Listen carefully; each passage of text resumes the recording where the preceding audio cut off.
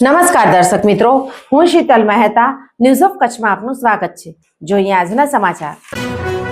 Kalapurnam plywood and laminate તમામ પ્રકારના plywood તથા હાર્ડવેર માટેની ખરીદીનું ઉત્તમ સ્થળ કલાપૂર્ણમ આર્કેડ, બીસીસીબી બેંક સામે, new station road, Bhuj. Ketu Mehta 9408619451।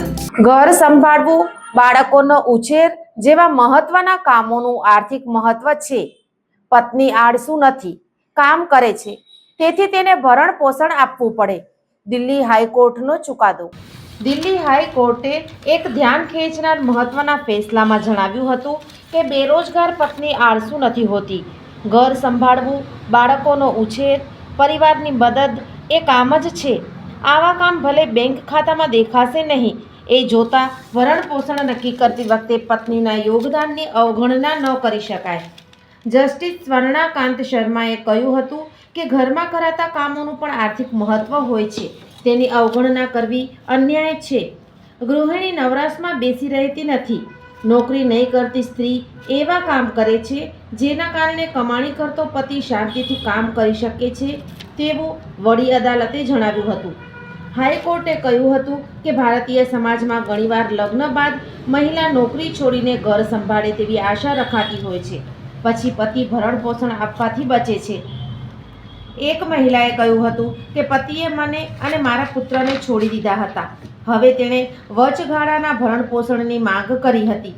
પતિએ દલીલ આપી હતી કે હું પુત્રના અભ્યાસનો ખર્ચ ઉઠાવું છું। પત્ની ઘરમાં એમ જ ખાલી બેસીને ભરણ પોષણ માંગી શકે નહીં। આ દલીલ પર વડી અદાલતે કહ્યું હતું કે કમાણીની ક્ષમતા અને વાસ્તવિક કમાણી એ બે અલગ વાતો છે। માત્ર એ આધાર પર પત્નીને ભરણ પોષણથી વંચિત ન કરી શકાય કે તે કમાવવામાં સક્ષમ છે। હાઈકોર્ટે કહ્યું હતું કે જે મહિલાઓ કામ કરવા માંગે છે તેને પ્રોત્સાહિત કરવી જોઈએ, પરંતુ માત્ર એ આધાર પર ભરણ પોષણ રોકવું કે તે કમાવા લાયક છે તે સાવ ખોટી વિચારધારા છે। કાયદાએ એ જોવું પડશે કે જે સ્ત્રીએ વર્ષો સુધી પરિવાર માટે મહેનત કરી છે તે અચાનક આર્થિક રૂપે અસહાય ન બની જાય। દર્શક મિત્રો, આજે તારીખ 24 ફેબ્રુઆરી 2026 આ હતા આજના સમાચાર। આવતીકાલે ફરી મળીશું, ત્યાં સુધી મને રજા આપશો। નમસ્કાર।